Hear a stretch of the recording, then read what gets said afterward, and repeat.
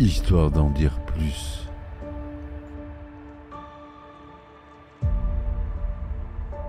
Trois mois avec combien de temps de retard? Bien sûr, mon cousin, tu es né en 1079 et monsieur est un écuyer de Jeanne d'Arc et moi je suis la reine d'Angleterre, non? Ok? Un son! Silence, Mao, je parlemente. Ce qu'il appelle les bouleros, c'est du dragonal. Bonjour, bienvenue sur Histoire d'en dire plus cinéma.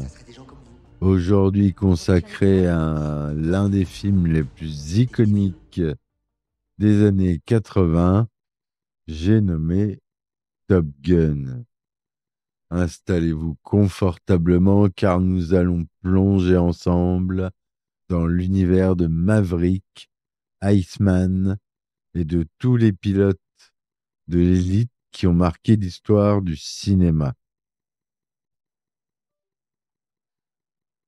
Quand on pense aux films qui ont défini une génération, Top Gun occupe une place de choix. Sorti en 1986, ce film de Tony Scott n'était pas un simple film d'action avec des avions de chasse. C'était une expérience cinématographique totale qui a transformé Tom Cruise en superstar mondial et qui a redéfini ce que pouvait être un blockbuster estival. Mais commençons par le commencement. L'histoire de Top Gun commence bien avant le premier tour de manivelle. Le projet est né de l'imagination de deux scénaristes, Jim Cash et Jack Epps Jr., après avoir lu un article dans le magazine California sur le programme Top Gun de la Navy. Cet article, intitulé Top Guns, décrivait l'école de formation des pilotes d'élite de la marine américaine, officiellement connue sous le nom de United States Navy Fighter Weapons School. Les producteurs Don Simpson et Jerry Bruckheimer, qui allaient devenir les rois du blockbuster hollywoodien, vous le savez bien, ont immédiatement vu le potentiel cinématographique de cette histoire. Ce qui est fascinant avec Top Gun, c'est la manière dont le film a été construit comme une machine de guerre commerciale parfaitement huilée. Tony Scott, le réalisateur, venait tout juste de terminer son premier film américain, The Hunger, avec Catherine Deneuve et David Bowie. Son style visuel unique, influencé par la publicité et les clips musicaux, allait transformer ce qui aurait pu être un simple film de propagande militaire en une œuvre d'art pop moderne. Scott avait cette capacité incroyable de transformer chaque scène en un tableau vivant, utilisant la lumière, les couleurs et le mouvement pour créer une esthétique qui est à la fois réaliste et fantasmée.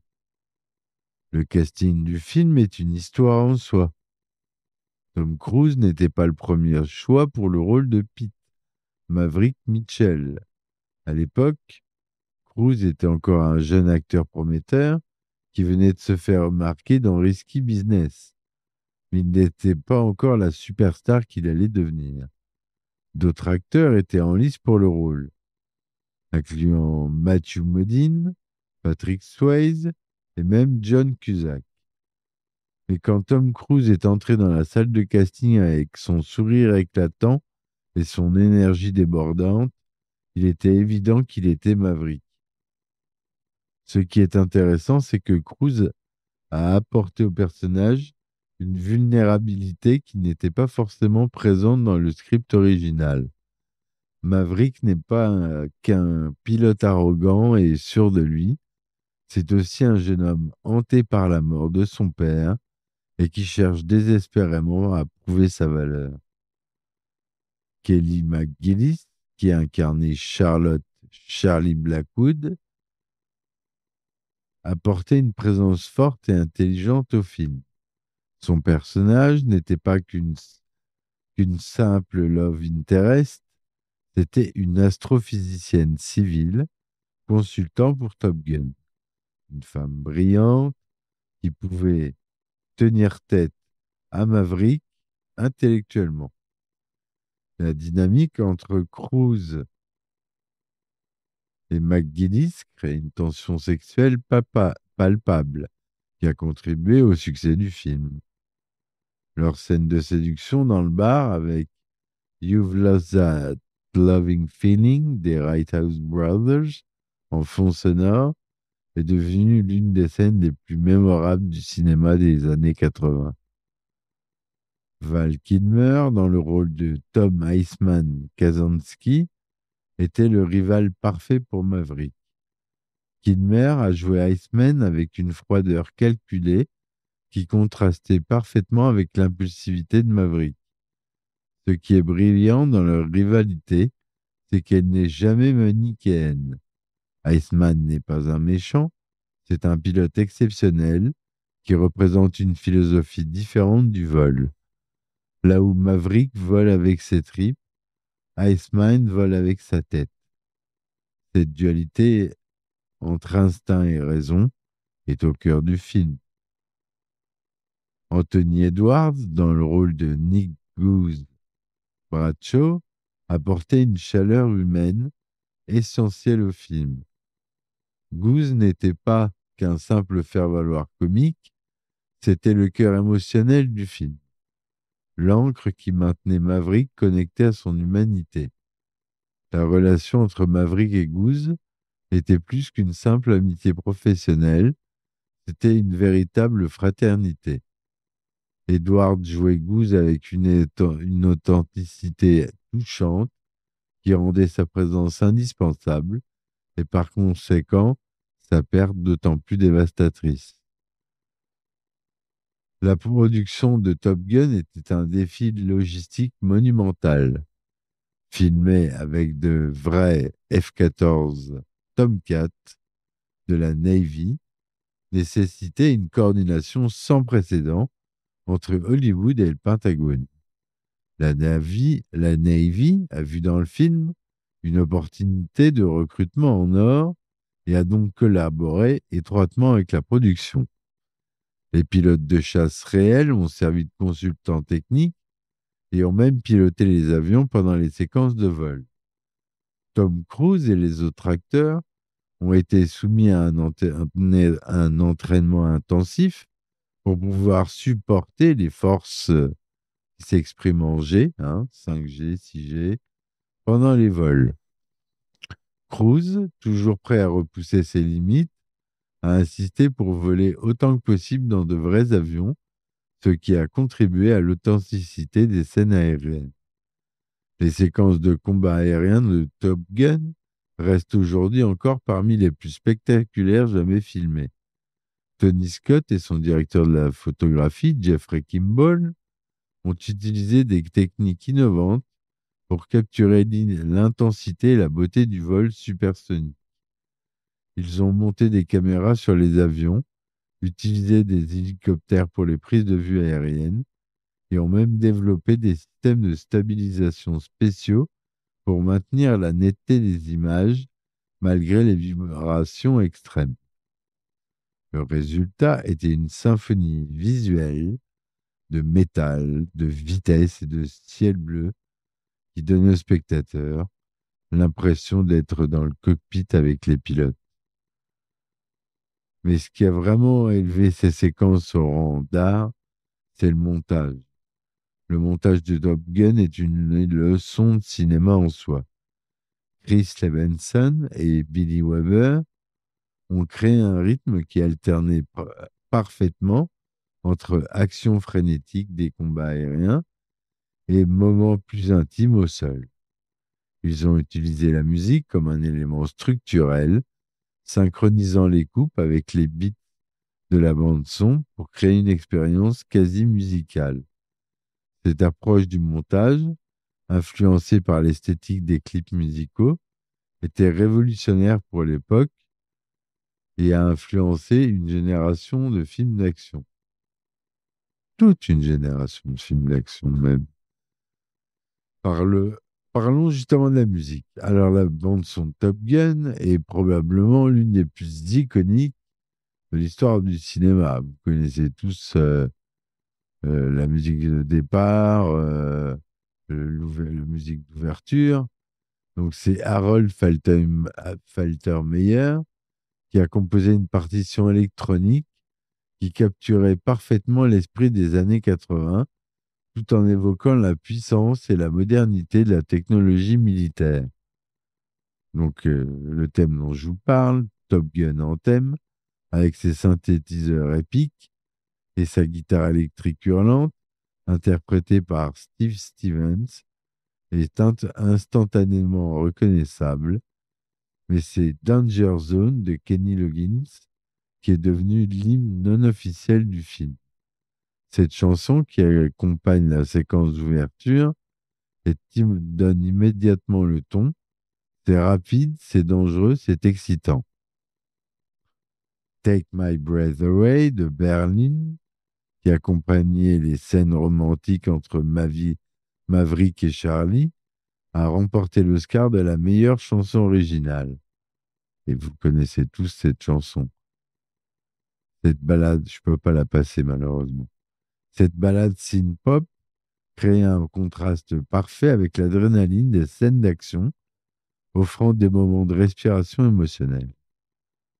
La juxtaposition entre les chansons énergiques et les ballades romantiques crée une texture riche qui amplifiait l'impact émotionnel du film. L'impact culturel de Top Gun a été phénoménal et continue de se faire sentir aujourd'hui. Le film a non seulement relancé l'intérêt pour l'aviation militaire, il a aussi redéfini l'image du héros d'action américain. Maverick n'était pas un guerrier stoïque à la John Wayne, c'était un jeune homme complexe, émotionnel et vulnérable qui devait apprendre à grandir. Cette nouvelle masculinité, à la fois forte et sensible, a influencé toute une génération d'acteurs et de personnages. Le film a eu également un impact considérable sur le recrutement militaire. La Navy a rapporté une augmentation significative des candidatures après la sortie des films. Des stands de recrutement étaient même installés dans certains cinémas pour capitaliser sur l'enthousiasme généré par le film. Cette synergie entre Hollywood et le complexe militaro-industriel a soulevé des questions intéressantes sur le rôle du cinéma dans la société, mais il est indéniable que Top Gun a réussi à rendre l'aviation militaire glamour et excitante pour toute une génération. La mode a également été profondément influencée par Top Gun. Les Ray-Ban Aviator portés par Tom Cruise sont devenus un accessoire incontournable. Les ventes de ces lunettes ont augmenté de 40% après la sortie du film.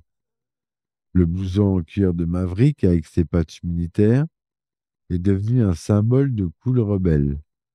Même la coupe de cheveux de Cruise, courte et soignée, mais avec une touche de décontraction, est devenue la coiffure masculine par excellence des années 80. Au-delà de son impact commercial et culturel, Top Gun fonctionne aussi comme une capsule temporelle fascinante des années 80. Le film capture l'optimisme et la confiance de l'Amérique reaganienne, mais aussi ses anxiétés sous-jacentes. La guerre froide bat son plein, et bien que l'ennemi dans le film ne soit jamais nommé, il est clair que les MiG, des avions soviétiques adverses, représentent cette fameuse menace soviétique. Le film présente une version idéalisée de la puissance militaire américaine, où la technologie, le courage individuel et l'esprit d'équipe triomphent toujours. Mais Top Gun n'est pas qu'un simple film de propagande. Sous sa surface brillante et son action spectaculaire, le film explore des thèmes universels profonds. La relation entre Maverick et son père décédé, est au cœur de l'arc narratif du personnage. Maverick vit dans l'ombre de son père, un pilote de la Navy mort dans des circonstances mystérieuses pendant la guerre du Vietnam. Cette absence paternelle hante Maverick et influence toutes ses décisions. Sa tendance à prendre des risques excessifs peut être vue comme une tentative de prouver qu'il est digne de l'héritage de son père, ou peut-être comme une forme d'autodestruction née de la culpabilité du survivant. La mort de Goose est le moment pivot du film, le point où Top Gun transcende son statut de simple film d'action pour devenir quelque chose de plus profond. La scène de l'accident est filmée avec une brutalité surprenante qui contraste avec le glamour du reste du film. La réaction de Maverick, son effondrement émotionnel et sa perte de confiance humanisent le personnage d'une manière que peu de films d'action osaient faire à l'époque. Tom Cruise livre une performance remarquable dans ces scènes, montrant la fragilité derrière la bravade. La rédemption de Maverick passe par l'acceptation de sa responsabilité et la compréhension que le vrai courage n'est pas l'absence de peur, mais la capacité à agir malgré elle. La réconciliation finale avec Iceman et sa capacité à voler à nouveau en équipe montrent sa maturation. Le film suggère que l'individualisme héroïque doit être tempéré par la responsabilité collective, un message étonnamment nuancé pour un blockbuster des années 80. L'héritage de Top Gun dans l'histoire du cinéma est indéniable. Le film a établi un modèle pour le blockbuster moderne qui combine action spectaculaire, romance, musique populaire et marketing agressif. La collaboration entre Tony Scott, Don Simpson et Jerry Bruckheimer a créé une formule qui serait répétée avec succès dans des films comme Le flic de Beverly Hills 2, Jour de tonnerre et The Rock. Cette approche du cinéma entre autres, cette approche du cinéma comme expérience totale où chaque élément est calibré pour maximiser l'impact émotionnel et commercial est devenue la norme à Hollywood. L'influence visuelle de Tony Scott continue de se faire sentir dans le cinéma d'action contemporain.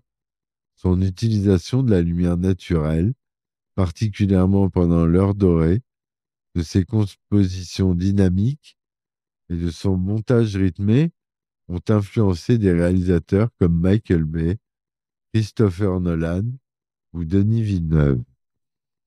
La manière dont Scott filmait les machines, les transformant en objets de beauté quasi érotiques, a redéfini l'esthétique du film d'action. Il est également important de noter comment Top Gun a navigué en eau trouble de la politique de genre des années 80. Bien que le film soit indubitablement un fantasme masculin, avec son emphasis et la compétition masculine et la conquête romantique, il présente aussi des personnages féminins qui, pour l'époque, avaient une certaine agence. Charlie n'est pas qu'un simple trophée à gagner, elle a sa propre carrière et ses propres ambitions. Elle défie Maverick intellectuellement et émotionnellement. Bien sûr, selon les standards d'aujourd'hui, la représentation des genres dans le film peut sembler datée, mais dans le contexte des années 80, c'était relativement progressif. L'homoérotique sous-jacente de Top Gun est devenu un sujet de discussion fascinant au fil des ans. Les scènes de vestiaire, le match de volley-ball torse nu sur la plage, l'intensité des regards entre les pilotes masculins, tout cela a créé une lecture alternative du film qui n'était probablement pas intentionnelle, mais qui enrichit néanmoins le texte. Cette tension homosociale intense entre les personnages masculins reflète les dynamiques complexes des espaces militaires exclusivement masculin. Quand on regarde Top Gun aujourd'hui, près de 40 ans après sa sortie, ce qui frappe, c'est à quel point le film reste efficace. Malgré les effets spéciaux datés par endroits et certains dialogues qui font sourire, l'émotion centrale du film reste intacte.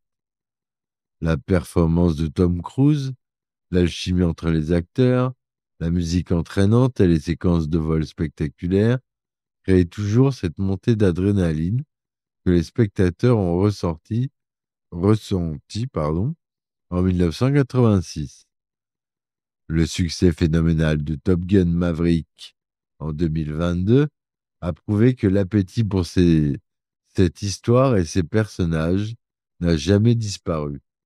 Le fait qu'une suite sortie 36 ans après l'original puisse non seulement fonctionner, mais surpasser son prédécesseur, tant commercialement que critiquement, est un testament face à la puissance durable de l'original. Top Gun Maverick fonctionne en partie parce qu'il comprend ce qui rendait l'original spécial tout en l'actualisant pour une nouvelle génération. Top Gun reste un exemple parfait du cinéma de divertissement à son apogée. C'est un film qui ne prétend pas être autre chose qu'il est.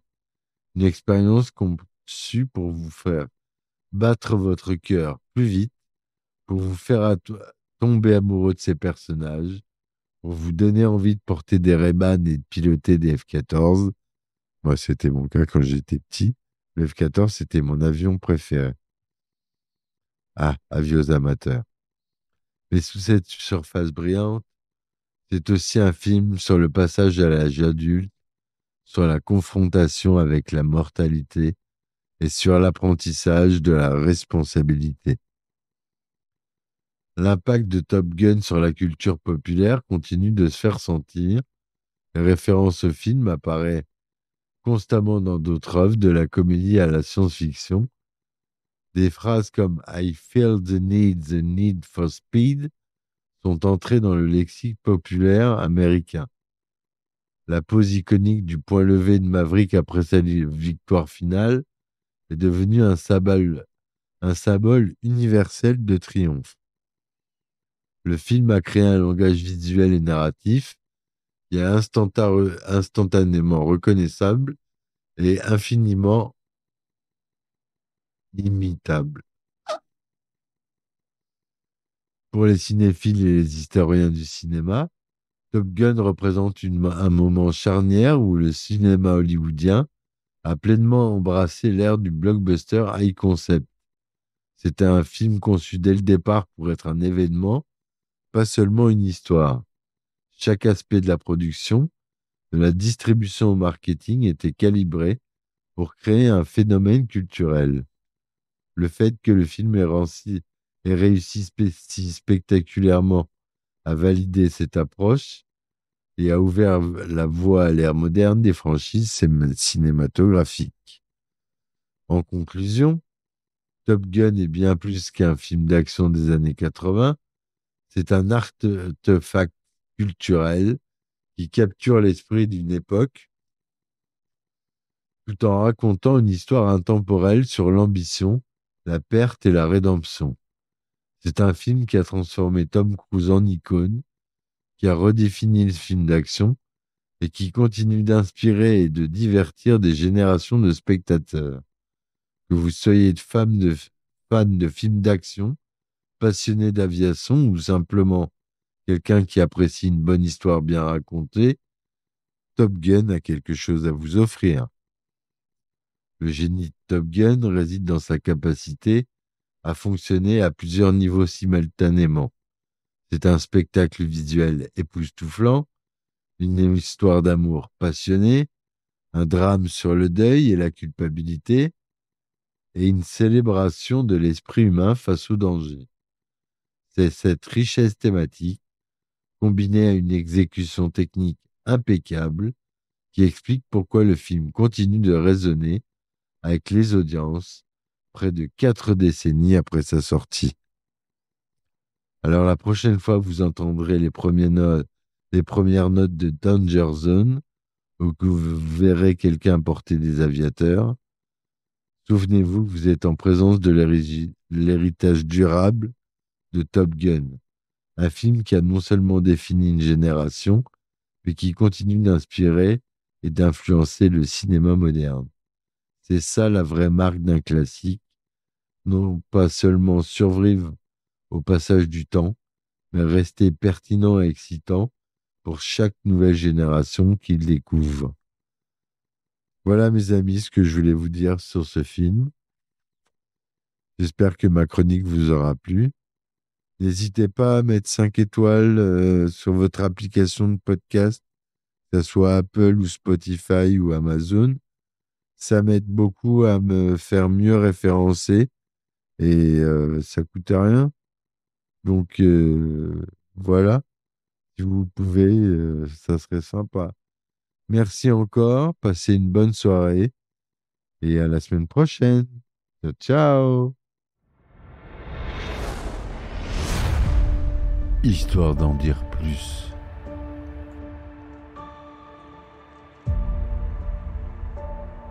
Mais 3 mois avec combien de temps de retard? Bien sûr, mon cousin, tu es né en 1079 et monsieur est un écuyer de Jeanne d'Arc et moi je suis la reine d'Angleterre, non? Ok? Silence, Mao, je parlemente. Ce qu'il appelle les boulereaux, c'est du dragonal. D'autres personnes? Quel genre de personnes? Bah, ça serait des gens comme vous. Des professions libérales? Non. Des vieux.